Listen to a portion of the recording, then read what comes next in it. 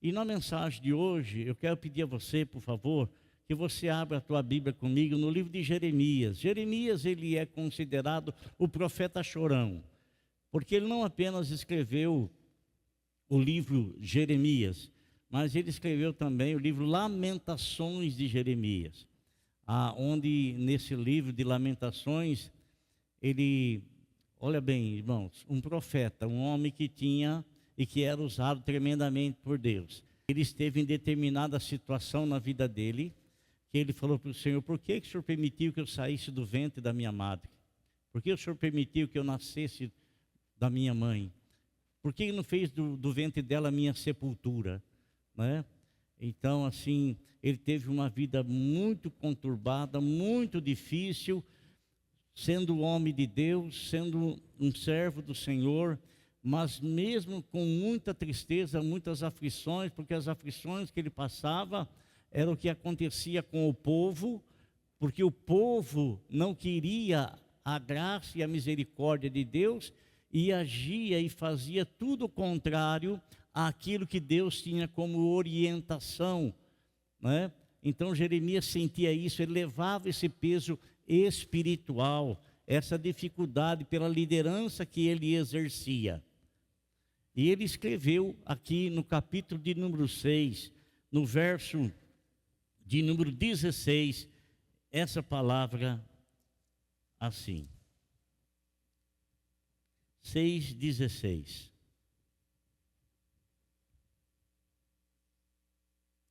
Assim diz o Senhor: ponham-se nas encruzilhadas e olhem, perguntem pelos caminhos antigos, perguntem pelo bom caminho. Amém? Vou ler novamente. Assim diz o Senhor: ponham-se nas encruzilhadas e olhem, perguntem pelos caminhos antigos, perguntem pelo bom caminho. Parece, irmão, que Jeremias já estava prevendo coisas que haveriam de suceder, haveriam de acontecer, e eu acho que talvez ele, na previsão dele, ele estava avisando, quem sabe, o nosso tempo. Um tempo muito difícil, irmão. Um tempo onde o certo está errado e onde o errado é o certo. Mas o Senhor está nos alertando através dele para não modernizarmos conforme o mundo tem nos ensinado, porque na verdade o mundo não é vitrina para ninguém, não é exemplo para ninguém. E ele estava percebendo esse distanciamento que o povo estava tendo, muito embora o povo não era um povo ignorante, mas era um povo que recebia orientação do profeta. E o profeta, ele era alguém que ficava sempre à disposição de Deus. E ele recebia uma mensagem do Senhor, e ele levava e transmitia, entregava essa mensagem. E aquela mensagem que ele recebia muitas vezes era uma mensagem para aqueles dias, e outras mensagens que ele transmitia eram profecias de coisas que haveriam de acontecer, que haveriam de vir. Mas o Senhor sempre teve, irmão, o Senhor sempre teve remanescentes, sempre teve remanescentes. Remanescentes são pessoas que procuravam fazer as coisas do Senhor exatamente como Deus orientava, como Deus falava. Presta atenção no que eu quero dizer. Os conselhos do Senhor não são conselhos maus, não são conselhos ruins. Os conselhos do Senhor são conselhos bons. Alguém já disse, um provérbio bobo, popular, mas que não tem nexo: se conselho fosse bom, não se dava, vendia, né? Você não vende conselho para os seus filhos. E logicamente os conselhos que você dá aos seus filhos é buscando e querer o bem-estar dele. Então, os conselhos do Senhor, amado irmão, não é para trazer pedra de tropeço na sua vida. É justamente para tirar a pedra de tropeço do teu caminho.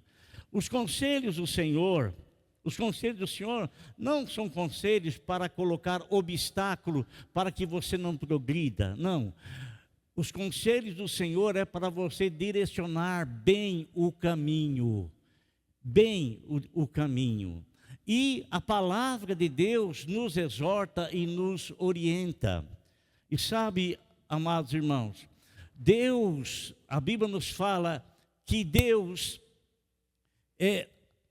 os dons de Deus são dons sem arrependimento. Quer dizer, Deus, Ele manifesta os seus dons e Ele entrega ao seu povo, e quando Ele entrega esse dom ao seu povo, Deus não se arrepende de ter entregue esse dom ao seu povo, não se arrepende. E nós sabemos que existem 5 dons ministeriais. Foram dons que vêm e que são dados diretamente pelo Senhor Jesus Cristo. São o dom do apostolado, o dom da profecia, o dom de pastor, de mestre e de doutor. Isso no exercer o ministério, na pregação da palavra. Existem também os 9 dons do Espírito Santo, que são dons que estão distribuídos à igreja. Muitos que recebem os dons ministeriais, de Efésios 4:11, como eu citei agora para vocês, recebem também os dons do Espírito Santo, uma vez que eles recebem o Espírito Santo, e os dons não estão na pessoa, os dons estão no Espírito, porque os dons são do Espírito.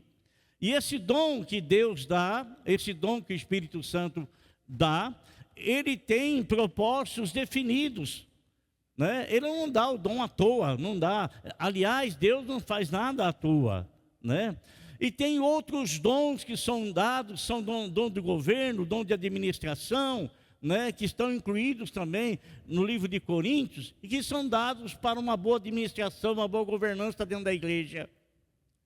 Mas existe um dom, amado irmão, que é dado para todos indistintamente. E é um dom que o Senhor Jesus Cristo ordenou que nós o anunciássemos, né? Nosso Senhor Jesus Cristo disse: ide por todo mundo, pregue o evangelho a toda criatura. Aquele que crer e for batizado será salvo. Então, o dom da salvação é um dom anunciado, não para a igreja. Não para a igreja. Para a igreja é anunciado os dons ministeriais e os dons do Espírito Santo. O dom da salvação, ele é ministrado e ele é anunciado às pessoas que não têm esse dom. É um dom que é entregue para o mundo, é pregado, é falado, é distribuído ao mundo. E aquele que crer recebe o dom. Pela graça sois salvos mediante a fé. Isso não vem de vós, é um dom de Deus. Então o dom da salvação não é um dom meu, é um dom que eu recebi de Deus. É um dom que eu recebi, o dom da salvação. É um dom que eu recebi de Deus. E esse dom que eu recebi de Deus, você pode transmiti-lo.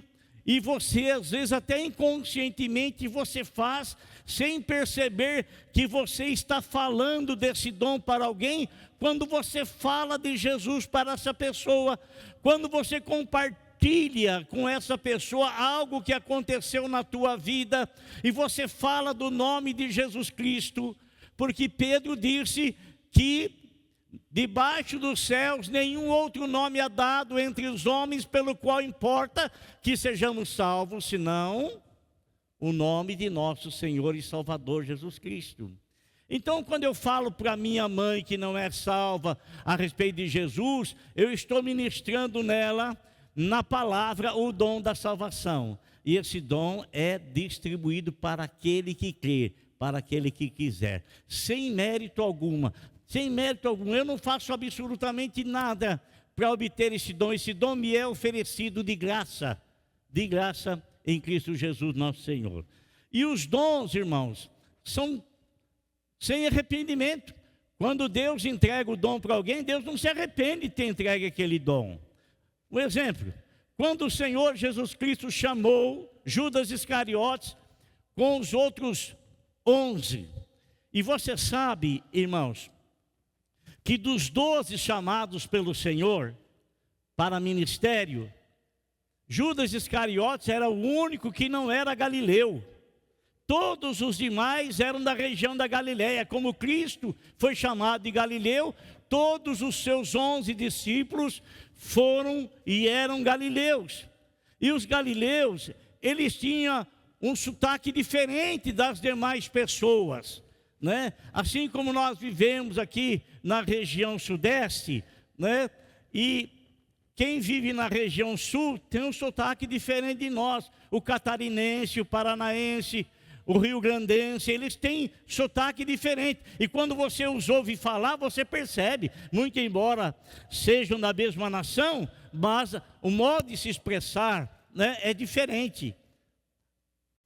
Lá do Nordeste, na Bahia, em tantos outros locais e lugares, né, embora estejamos dentro de um país único, mas a maneira de se expressar é diferente. E o Senhor, quando chama Judas Iscariotes, Ele não chama Judas Iscariotes para que Judas Iscariotes se transformasse no que Ele se transformou. Ele chama Judas Iscariotes legitimamente, porque quer abençoá-lo, porque escolheu para ser também um dos seus discípulos, para ser também um anunciador das boas novas da salvação. E você sabe que ele fez isso? Ele fez isso sim.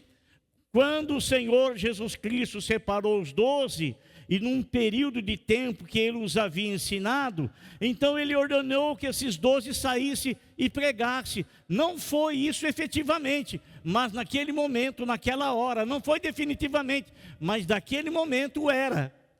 E eles foram, eles pregaram e eles voltaram. Judas fez parte dessa comitiva.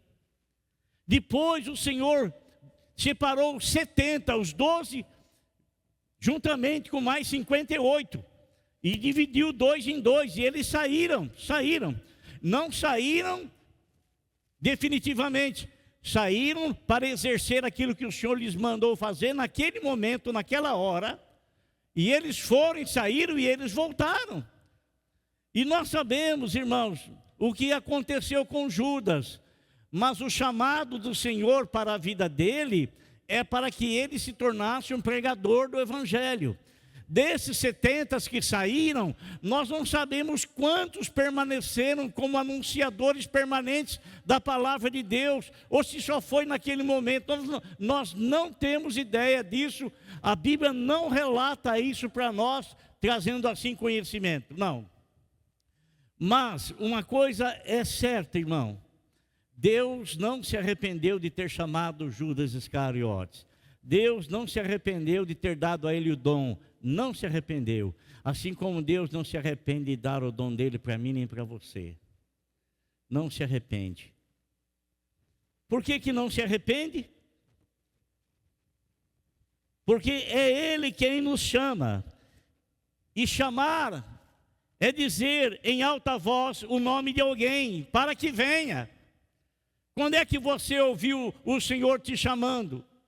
Você pode até mesmo não ter ouvido o seu nome especificamente, mas no momento em que você ouviu a pregação do Evangelho, quando você ouviu a mensagem do Evangelho, isso é o chamamento do Senhor para você, para que você receba aquilo que Ele quer te dar, que é a salvação, o dom de Deus. É o dom de Deus.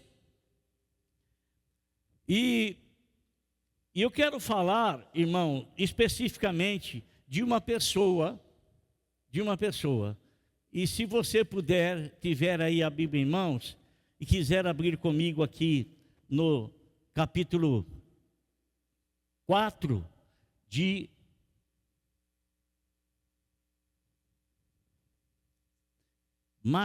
Mateus, melhor dizendo, Mateus. 4 de Mateus.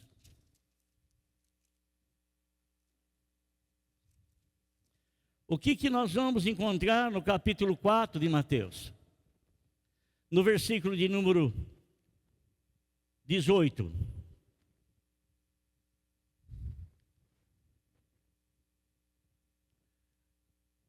Andando à beira-mar, e olha, andando à beira do mar da Galileia, e é interessante, irmãos, a gente notar que o Senhor Jesus Cristo, ele não perdia tempo. Ele só teve 3 anos e meio de ministério para fazer tudo quanto estava determinado que ele fizesse. E você se lembra quando ele passou pelo batismo? Ao sair da água, ouve-se uma voz, e aquela voz dirigindo às pessoas que estavam perto do Senhor Jesus, e essa voz aponta para Jesus, dizendo: este aí é o meu filho amado, em quem a minha alma tem prazer, porque ele faz aquilo que me agrada. A partir daí o Senhor começou a andar por todos os locais e lugares. E vou dizer uma coisa para você: o local que ele menos pregou foi dentro do templo, foi dentro das sinagogas. Ele andava de aldeia em aldeia, andava de lugares em lugares, andava na beira do mar, andava nas montanhas, anunciando o dom da salvação. E ele então passa a escolher pessoas que viessem a se tornar seus seguidores mais próximos, porque aqui ele já tinha um grande número de discípulos que o acompanhavam. Mas desses discípulos que o acompanhavam, ele então chama 12 em particular de maneira diferente para trabalhar com eles. Diz assim: andando à beira do mar da Galileia, Jesus viu 2 irmãos, Simão, chamado Pedro, e seu irmão André. Eles estavam lançando redes ao mar, pois eram pescadores. E disse Jesus: sigam-me, e eu os farei pescadores de homens. Amém? Sigam-me, e eu vos farei pescadores de homens.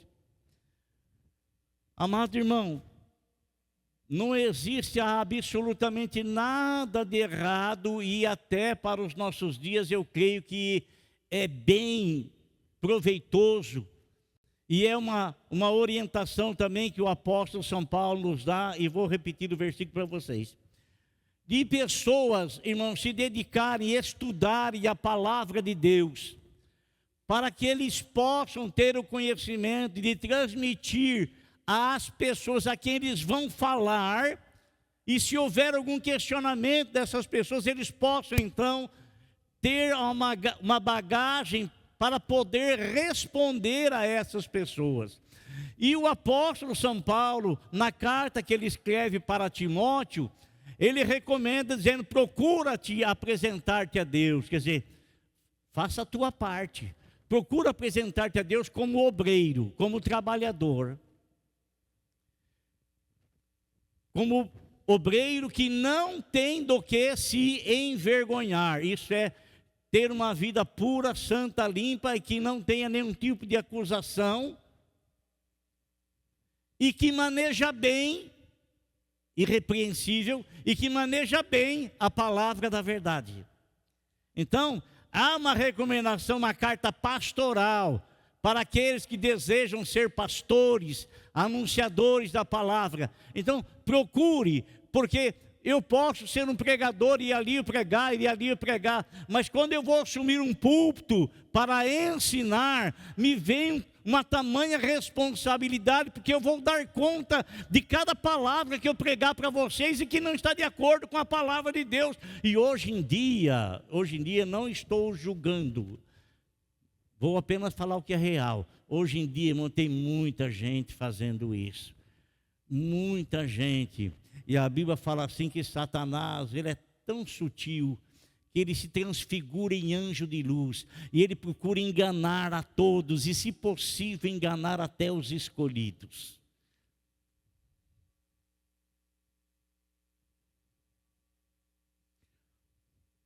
Olha o perigo que a gente corre.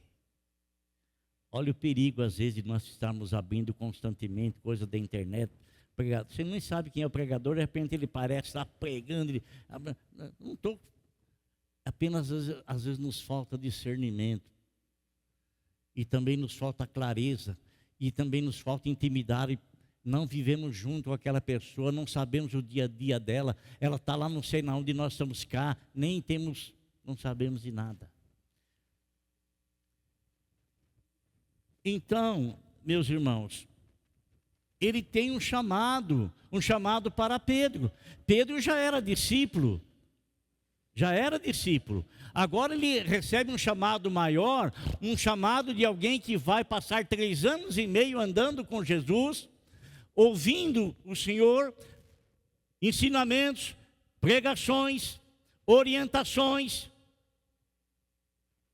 com o intuito de prepará-lo para ser o representante do Senhor, ser o embaixador do reino de Deus. Essa é a finalidade. Você vem e segue-me, né? E Pedro, então, e seu irmão André deixaram tudo e passaram a segui-lo. Pedro, irmão, ele não foi uma pessoa que foi educada religiosamente. Porque a educação, ela tinha normal e natural dos 7 aos 12 anos. A partir dos 12 anos, os rabinos, eles escolhiam quem é que se destacava no meio dos estudantes. Quem é que tinha uma vocação. Então eles chamavam aquela pessoa e se tornava o mentor daquela pessoa, o doutrinador, o ensinador daquela pessoa. Por isso que a Bíblia fala que Paulo ele foi ensinado aos pés de Gamaliel, o maior dos rabinos da antiguidade. Paulo foi ensinado aos pés dele, aprendeu aos pés dele, individualmente. Agora, o Senhor chama esses homens, mas você sabe que, como eu estava falando de princípio, Pedro, ele era um galileu. E quando nosso Senhor Jesus Cristo foi preso, em que Pedro negou Jesus por 3 vezes consecutivas, uma da indagação das pessoas que se encontrou com Pedro foi o seguinte: você é um deles porque você fala igual eles. Você é um deles, o seu sotaque é igual dele. Você é do mesmo povo, você é da mesma turma. Do mesmo povo, da mesma turma. E depois que Pedro, ele recebe batismo com o Espírito Santo, e ele com João entram no templo, e lá eles realizam uma cura extraordinária na porta do templo, nas escadarias do templo. E o moço aleijado, que eram conhecidos por todos, porque todos que adentravam no templo o viam sentado ali, todos os dias eles estavam ali. Esse moço, quando Pedro diz para ele: nós não temos prata e nem ouro, mas tudo que temos te damos, em nome de Jesus levanta e anda, né? Esse rapaz, ao se levantar de um salto, ele entrou para dentro do templo. Ele não foi embora para a casa dele. Ele não foi anunciar aos seus o que havia acontecido. Ele entra para dentro do templo, louvando, saltando, glorificando a Deus, porque era um desejo que ele tinha muito na alma dele, de entrar, ouvir as pessoas louvando a Deus, como ele fazia sentado na escadaria.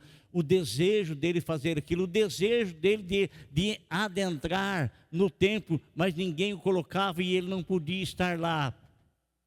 Nesse momento, então, ele entra saltando, glorificando, exaltando a Deus. Assim a Bíblia fala no capítulo 4 de Atos. E quando o povo que está lá vê aquele homem, todos sabem quem é, mas não sabem como foi que ele foi curado.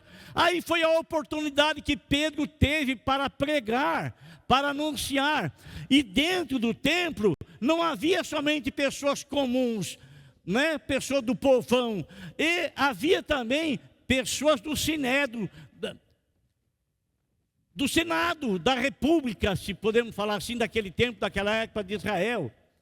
Os homens mais doutos, mais letrados estavam ali. E quando eles questionam o que havia acontecido, Pedro então prega um grande sermão. E no capítulo de número 4, versículo de número 13, olha que os homens deduzem de Pedro. Vendo a coragem de Pedro e de João, e percebendo que eram homens comuns, sem instrução, ficaram admirados e reconheceram que eles haviam estado com Jesus. Muito embora Pedro, sendo um homem comum do povo, como eu, como você,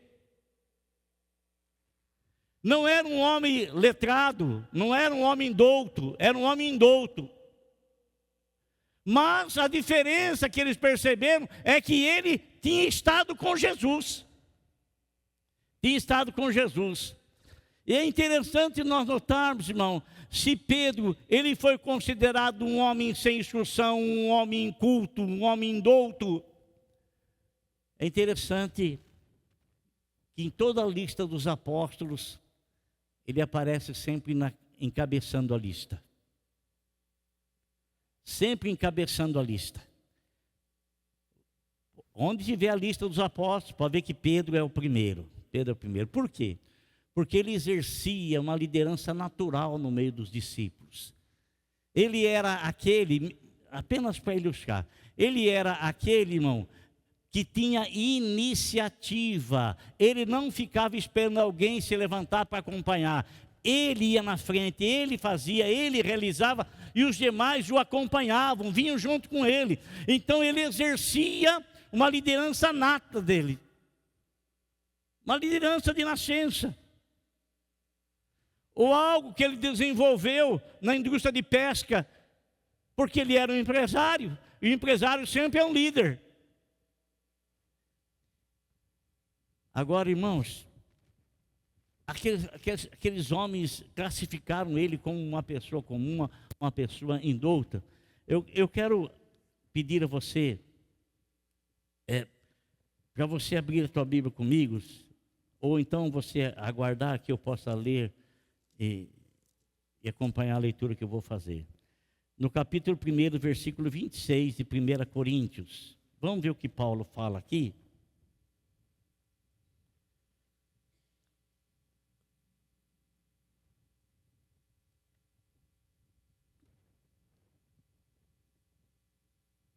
Glória a Deus.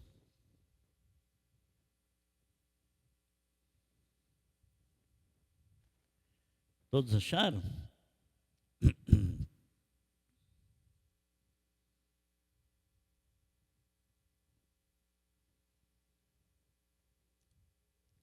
Olha lá. Irmãos, falando comigo, com você, tá bom? Pense no que vocês eram quando foram chamados. Pense no que vocês eram quando foram chamados. Bem, nosso Senhor Jesus Cristo diz que Ele veio buscar e salvar o homem que estava perdido. Então nós éramos perdidos. Por quê? Porque o pecado estava nos dominando e nós não conhecíamos o Salvador, não tínhamos um rumo para a nossa vida. Poucos eram sábios segundo os padrões humanos. Pode notar na Bíblia que não foram muitos homens sábios que foram chamados pelo Senhor. Mas na sua grande maioria, na maioria esmagadora, são homens simples, mas que, ao conhecerem a palavra de Deus, ao se identificarem com a palavra de Deus, ao buscarem compreender a palavra de Deus, e a Bíblia fala o seguinte: que o princípio da sabedoria é o temor a Deus. E quando eu tenho temor a Deus, está iniciando-se na minha vida a sabedoria, e essa sabedoria se desenvolve no conhecimento que eu tenho e que eu recebo das palavras que não foram geradas pela sabedoria ou capacidade humana, mas que foram reveladas pelo Senhor Deus Todo-Poderoso. E foi entregue a nós. Então, ele está dizendo assim: olhe, não foram muitas pessoas sábias, segundo os padrões humanos, que foram chamadas. Poucos eram também os poderosos, e poucos os de nobre nascimento. Irmão, não são pessoas aí que foram chamadas pelo Senhor. O Senhor sempre trabalhou, irmão. Não quer dizer que não tenhamos pessoas assim sendo chamadas, escolhidas e separadas. Temos. O apóstolo São Paulo é uma prova disso. Ele era um cidadão romano, ele era um filósofo, ele era um poliglota, ele era alguém que tinha entendimento profundo, porque estudou aos pés de Gamaliel. Então ele era uma pessoa que tinha o conhecimento para discutir, para conversar com qualquer tipo de pessoas de classe social que for. Tanto que foi ele o separado por Deus para ir pregar para os governadores. Ele que foi separado por Deus, e Deus separou para ele ir falar com o imperador de Roma, que era o dono do mundo da época.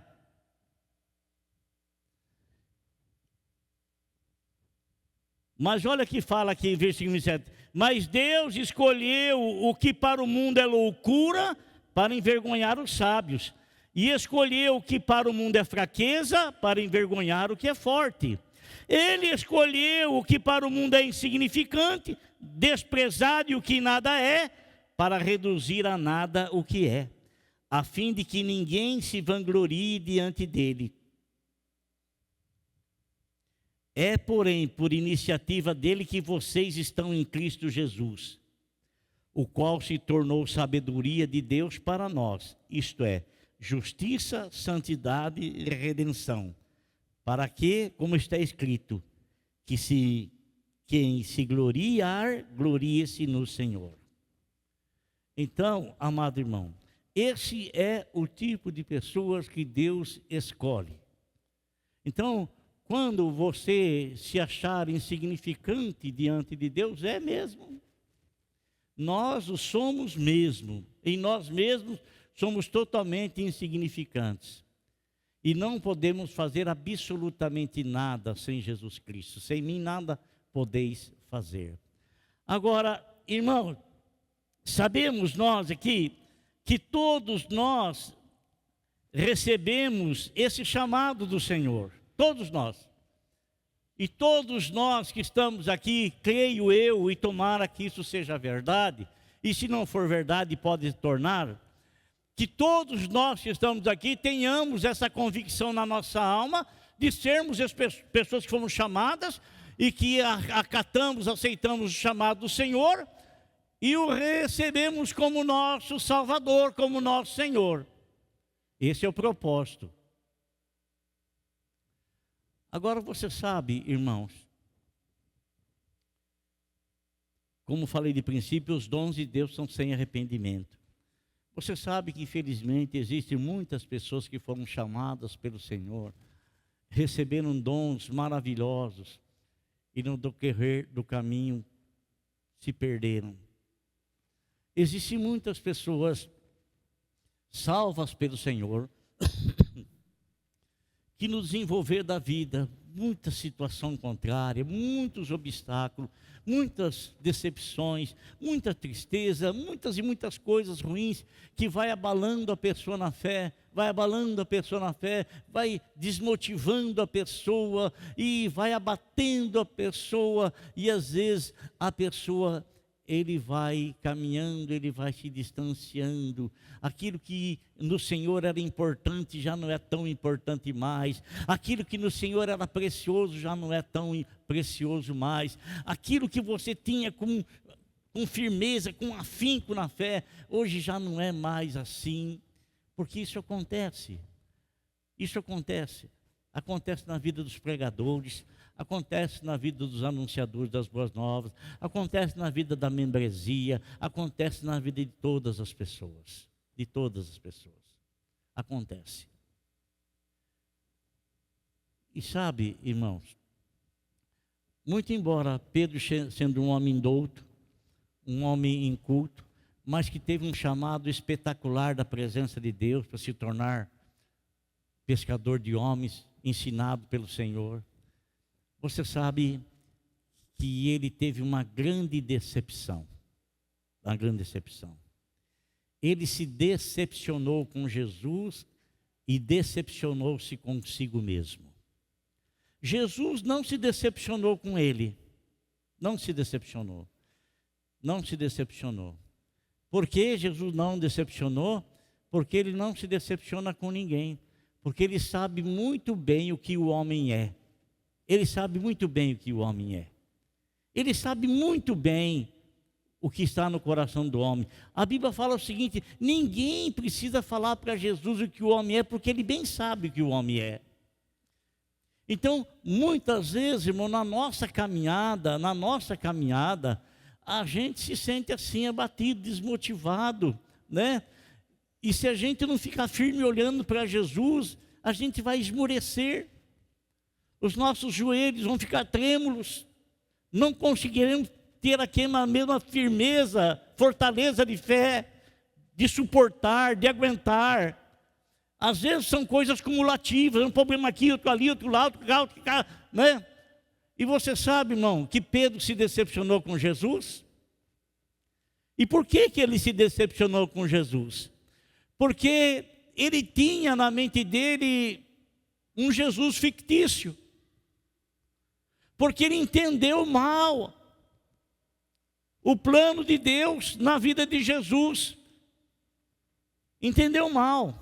Porque para ele, muito embora andando com o Senhor, caminhando com o Senhor, ele tinha na mente dele, porque isso era ensinado entre os judeus, que quando o Messias viesse, o Messias iria libertar o povo dele.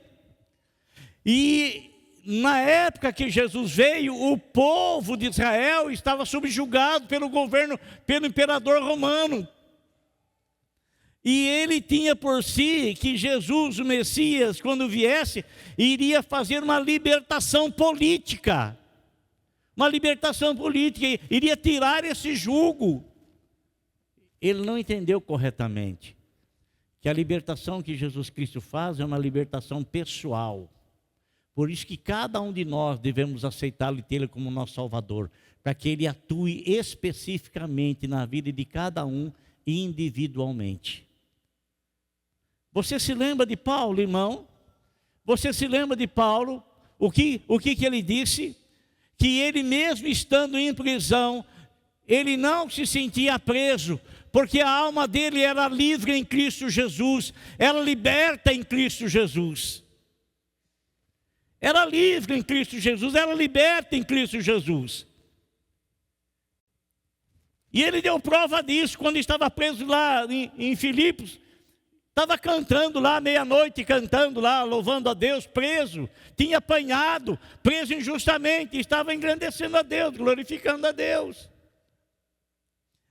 Agora, irmão, Pedro, ele teve essa decepção com Cristo, porque o Senhor Jesus Cristo não foi o Messias que ele imaginou na mente dele de ser. Porque o Senhor não os enganou, nenhum deles. O Senhor Jesus Cristo deixou bem claro, a finalidade dele vir ao mundo é de trazer a salvação para o homem. A salvação é algo pessoal, individual. Pessoal, individual. E nosso Senhor Jesus Cristo, quando ele foi preso, irmão. Deixa eu voltar um pouquinho. Nosso Senhor Jesus Cristo, antes de ser preso, ele conversou com os seus discípulos. Ele disse aos seus discípulos: Da mesma forma que Jesus lhes havia dito, no mundo vocês vão ter aflições, e aquilo era uma verdade, como é uma verdade para todos nós, mas ele também disse, olha, vão fazer comigo tudo o que está escrito que vão fazer, vão me pegar, vão me prender, vão me crucificar, vão me matar, mas ao terceiro dia eu vou ressuscitar. E Pedro falou, não, isso não vai acontecer com... E o Senhor disse, todos vocês vão me abandonar. Ele apontou para os 12, todos vocês vão me abandonar. O que Pedro disse? Eu não. Todos os outros podem ser, mas eu não. Eu não. Então, por que ele falou isso? Porque ele tinha uma confiança muito grande em si mesmo. Muito grande. Ele se decepciona com Cristo, porque Cristo se permitiu ser crucificado. Permitiu-se passar pela cruz. Porque isso é o que estava escrito, era um plano traçado na eternidade. Ele decepcionou-se consigo mesmo, porque ele disse que jamais iria trair o Senhor. Jamais, jamais. E o que aconteceu? Qual foi quando ele estava seguindo o Senhor por 3 vezes consecutivas, ele negou o Senhor. 3 vezes consecutivas ele negou Jesus. Então, a Bíblia nos fala que quando ele negou Jesus pela 3ª vez, ele chorou amargamente, porque ele achou que aquilo não poderia acontecer. Ele achou que ele era forte o suficiente para ir contra aquilo que o Senhor Jesus Cristo disse. Mas a palavra do Senhor sempre vai prevalecer. Sempre, para o bem ou para o mal, ela sempre vai prevalecer. Agora, irmão, o que aconteceu com ele?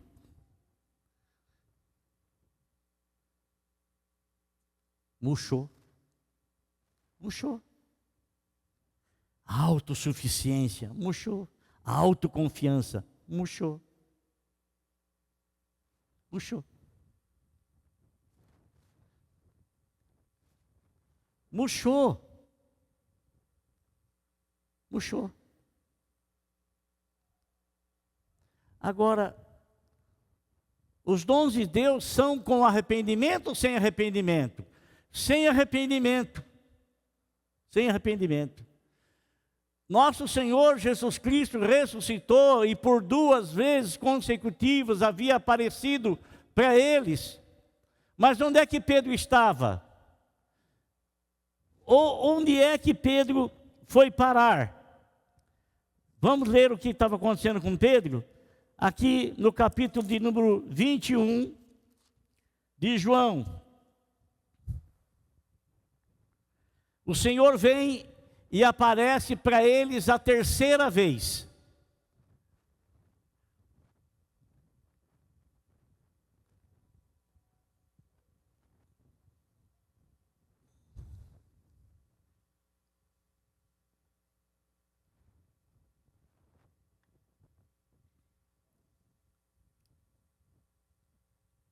Está escrito assim: depois disso, Jesus apareceu novamente aos seus discípulos à margem do mar de Tiberíades.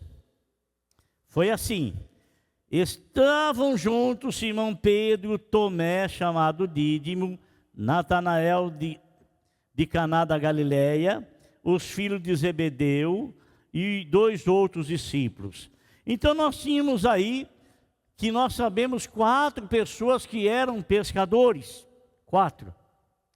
Mas nós tínhamos um número maior de pessoas aqui, por exemplo, Tomé, Natanael, esses outros 2 discípulos que não diz o nome, os 2 filhos de Zebedeu, Pedro e João, que nós sabemos que eram pescadores, estavam junto de Pedro. E o que Pedro disse? Pedro disse: vou pescar, disse Simão Pedro. E eles disseram: nós vamos com você. Eles não eram pescadores, mas Pedro tinha liderança. Tinha liderança. As pessoas sentiam firmeza nele. Sentiam firmeza nele. Logicamente que ele não falou para nenhum dos outros, porque ele estava sozinho as 3 vezes que ele negou Jesus. Ele não falou para nenhum dos outros que ele havia negado Jesus, porque todos eles negaram. Todos eles fugiram, todos eles desapareceram, todos eles sumiram. Mas aí ele vai pescar e tem outros que não são pescadores que vão estar com ele.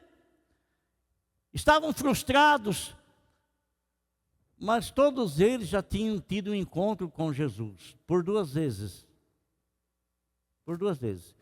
E Jesus aparece agora a 3ª vez ali junto ao mar da Galileia, e eles estão pescando, e a Bíblia nos fala o seguinte: ao amanhecer, Jesus estava na praia, mas os discípulos não o reconheceram. Ele lhes perguntou: filhos, vocês têm algo para comer? E eles responderam que não. Ele disse: lancem a rede do lado direito do barco e vocês encontrarão. Eles a lançaram e não conseguiram recolher a rede. Tal era a quantidade de peixes. Pedro, ele voltou a exercer a função da qual o Senhor o havia chamado, da qual o Senhor o havia tirado, para que o seguisse e se tornasse nele um pescador de homens. Mas agora ele volta para pescar. Ele vai lá exercer como aquela pessoa que está pensando assim: eu acho que eu vou voltar a fazer aquelas mesmas coisas, eu acho que Deus não vai mais se importar comigo, eu acho que Jesus não vai me restaurar mais, eu acho que Jesus não vai me renovar mais, eu acho que o Senhor não vai trabalhar mais comigo, ou trabalhar em mim. Os dons de Deus são sem arrependimento. São sem arrependimento. Deus não se arrepende de dar ministério para mim, dar ministério para ele. Deus não se arrepende de dar o dom para você, não se arrepende. Não importa o que eu vá fazer com ele, mas sem arrependimento. Sem arrependimento. Porque no dia que Deus dá, nós temos um coração aberto para aceitar, para receber, para acatar. O que vamos fazer posteriormente é o caminho que a gente escolhe. É a definição que a gente faz da vida. Agora, irmãos, Pedro está maravilhado pela pesca, 153 grandes peixes. João fala assim: sabe quem que está lá? É o Senhor que está lá. Pedro põe a capa, se atira na água e sai nadando, e os demais vêm trazendo o barco com a rede. Quando ele chega perto do Senhor Jesus Cristo, o Senhor vai ter um particular com Pedro. Particular. E no capítulo de número 21, versículo 15, está escrito assim: depois de comerem, Jesus perguntou a Simão Pedro: Simão, filho de João, você me ama mais do que estes? Não está dizendo assim, você me ama mais do que os outros discípulos? Não. Você me ama mais do que os peixes? Porque quando eu te chamei, você era pescador, e você deixou isso e passou a me seguir. Agora você está tornando a pescar? Você me ama mais o meu chamado do que esses?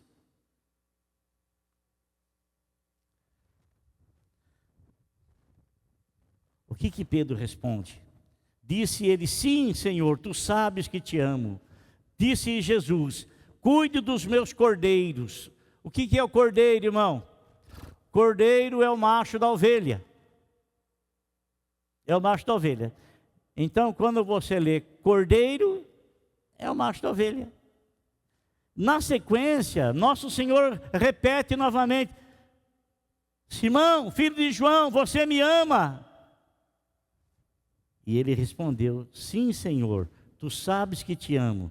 Disse Jesus: pastorei as minhas ovelhas. Cuide e pastoreie. Cuide e pastoreie. Cuide e pastoreie. Pela 3ª vez, nosso Senhor Jesus Cristo fala para Pedro: Simão, filho de João, você me ama? Pedro ficou magoado. A 3ª vez, o senhor não está acreditando em mim, não? Ué, você me negou 3 vezes, é? Você não está acreditando em mim, não? Irmão, eu sei que você ama o Senhor, viu, irmão? eu sei que você ama o Senhor. Eu sei, muito embora talvez você não seja uma pessoa assídua na presença dEle. E quando eu digo assíduo na presença dEle, não é a quantidade de dias que você vem na igreja. Mas quando você está em comunhão constante com o Senhor, permanente, você sente desejo, você sente vontade de estar aonde o Senhor está. De estar onde a palavra do Senhor é pregada, de estar onde a palavra do Senhor é anunciada. E Pedro, amado irmão, Pedro, ele estava totalmente abatido, desmotivado. Para ele achava que o Senhor já não estava nem aí mais com ele, não. Não. Mas os dons de Deus são sem arrependimento. Podemos negar ao Senhor, podemos escorregar, podemos tropeçar, podemos tirar a tampa do nosso dedão, podemos cair, podemos. Mas os dons de Deus são sem arrependimento. E Ele fará tudo o que estiver ao alcance dEle para renovar, para restaurar a nossa comunhão com Ele. Renovar e restaurar a nossa comunhão com Ele. Por isso, amado, Deus não desistiu de você, não. Por isso, Deus não virou as costas para você, não. Por isso, Deus não se distanciou de você, não. Por isso, Ele não se afastou de você, não. Não, não, não, não, não. Não. Porque muitas vezes você já pensou assim, não é verdade? E você pensa assim porque você não está sendo muito fiel ao Senhor, não está tendo um compromisso assim íntimo com o Senhor, não está. O Senhor é contigo, irmão. Viu? O Senhor é contigo. Afine a sua comunhão com Ele. Pergunte pelo bom caminho. Pergunte pelo caminho antigo e ande nele.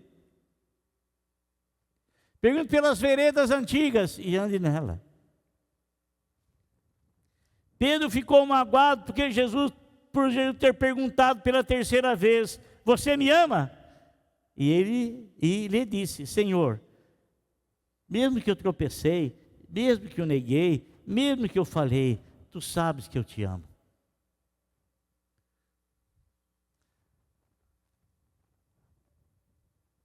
Amém, irmãos?